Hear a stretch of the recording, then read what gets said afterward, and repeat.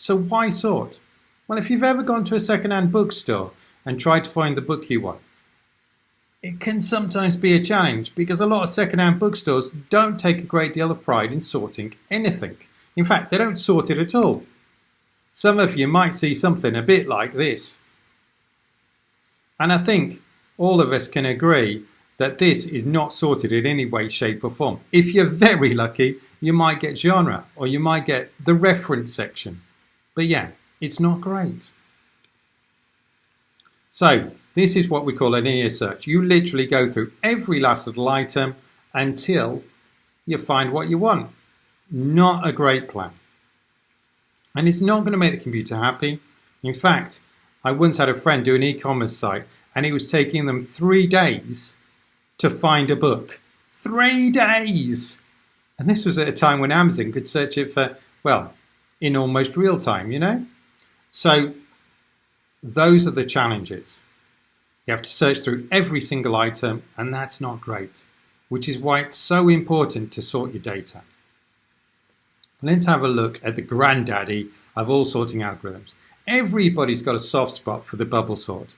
It is notorious for being inefficient, but it's a great way for you to learn what it is that makes a good search engine by starting with the worst effectively.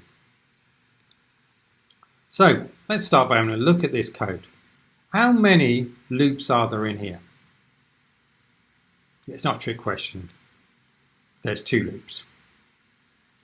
Okay, how many arrays? Look for those arrays. Hopefully you're spotting them. There's 1, and it's called MyList. How many variables? There's 2. Now, depending if you grab some code off the internet, you might find there's only 1 needed in Python. And that's because Python can very easily do a swap and hide the extra bits of data that are required for that behind the scenes. Okay, so this is the pseudocode for a bubble sort. Let's have a look at how this works and use a little bit of visualization. So this is the main loop, the one that's doing the individual sweeps. And what it's doing is swapping the data as it goes along. Okay, so you can see that's done 1 sweep through and it's made a little bit of a difference.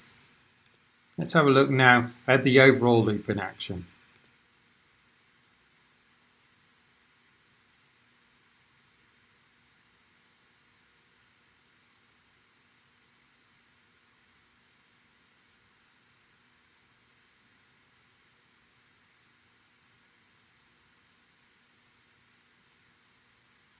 Notice how the bubble is working. You can see those bubbles going around and you can see it's slowly moving its way through, swap, swap, swap, and it's almost finished.